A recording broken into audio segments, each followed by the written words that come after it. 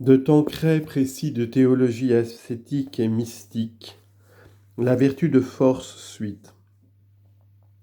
Cette vertu apparaît dans sa vie cachée. Dès le premier instant, notre Seigneur se propose à son Père pour remplacer toutes les victimes de l'ancienne loi en s'immolant lui-même pour les hommes. Il sait que par là sa vie sera un martyr, mais ce martyr, il le veut librement.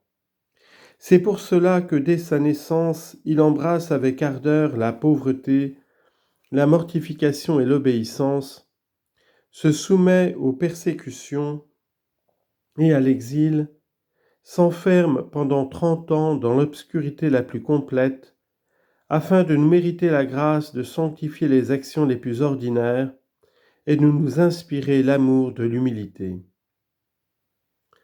C'est ainsi qu'il nous apprend à pratiquer la force, le courage, dans les 1000 petits détails de la vie commune. Elle apparaît dans sa vie publique, dans le long jeûne qu'il s'impose avant de commencer son ministère, dans la lutte victorieuse qu'il soutient contre le démon, dans sa contradiction où, contrairement aux préjugés juifs, il annonce un royaume tout spirituel, basé sur l'humilité, le sacrifice, l'abnégation, en même temps que sur l'amour de Dieu, dans la vigueur avec laquelle il flétrit le scandale et condamne les interprétations casuistiques des docteurs de la loi, dans le soin jaloux avec lequel il évite une popularité de mauvaise aloi et rejette la volonté qu'on veut lui offrir, et rejette la royauté qu'on veut lui offrir, dans la manière à la fois douce et forte avec laquelle il forme ses apôtres, redresse leurs préjugés, corrige leurs défauts et fait la leçon à celui qu'il a choisi comme chef du collège apostolique. Dans cet esprit de décision qu'il montre en se rendant à Jérusalem, sachant bien qu'il va à la souffrance, à l'humiliation et à la mort.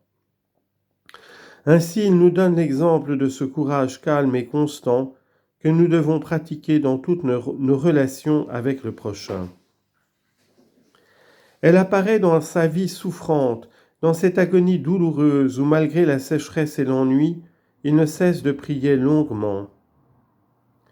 Dans la sérénité parfaite qu'il montre au moment de son injuste arrestation, dans ce silence qu'il s'est gardé au milieu des calomnies et en face de la curiosité d'Hérode, dans la dignité de son attitude devant les juges, dans la patience héroïque dont il fait preuve au milieu des supplices immérités qu'on lui inflige, des railleries dont on l'abreuve, et surtout dans cette calme résignation avec laquelle il s'abandonne entre les mains de son Père avant d'expirer.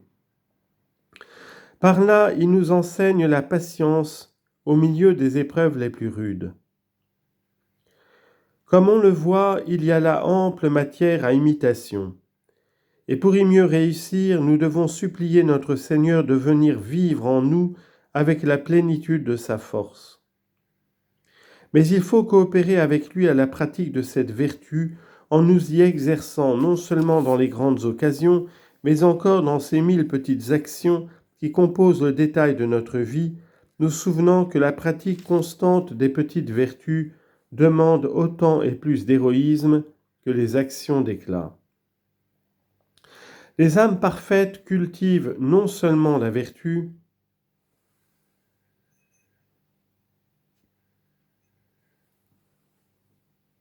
mais le don de force, comme nous l'expliquerons en parlant de la voie unitive. Elles entretiennent cette disposition généreuse de s'immoler pour Dieu et de subir ce martyre à petit feu qui consiste dans un effort sans cesse renouvelé de tout faire pour Dieu, de tout souffrir pour sa gloire. Les vertus alliées de la force. À la vertu de force se rattachent 4 vertus. 2 qui nous aident à faire les choses difficiles, à savoir la magnanimité et la magnificence. 2 qui nous aident à bien souffrir, la patience et la constance. Au témoignage de saint Thomas, elles sont à la fois des parties intégrantes et des annexes de la vertu de force. La magnanimité, nature.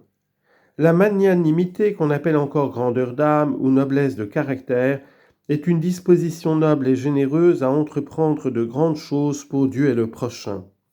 Elle diffère de l'ambition qui est au contraire essentiellement égoïste et cherche à s'élever au-dessus des autres par l'autorité ou les honneurs.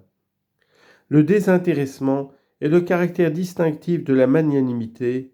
Elle veut rendre service aux autres. Elle suppose donc une âme noble, ayant un idéal élevé, des idées généreuses, une âme courageuse qui sait mettre sa vie en harmonie avec ses convictions. Elle se manifeste non seulement par de nobles sentiments, mais par de nobles actions, et cela dans tous les ordres. Dans l'ordre militaire, par des actions d'éclat, dans l'ordre civique, par de grandes réformes ou de grandes entreprises industrielles, commerciales ou autres. Dans l'ordre surnaturel, par un idéal élevé de perfection, sans cesse poursuivi, par des efforts généreux pour se vaincre et se surpasser, pour acquérir des vertus solides, pratiquer l'apostolat sous toutes ses formes, fonder et diriger des œuvres. Tout cela sans craindre de compromettre sa fortune, sa santé, sa réputation et même sa vie. Le défaut opposé est la pusillanimité qui, par crainte excessive d'un échec, hésite et demeure dans l'inaction. Pour éviter des bévues, on commet en réalité la plus grande des maladresses, on ne fait rien ou presque rien, et ainsi on gaspille sa vie. Il est évident qu'il vaut mieux s'exposer à quelque méprise que de rester dans l'inaction.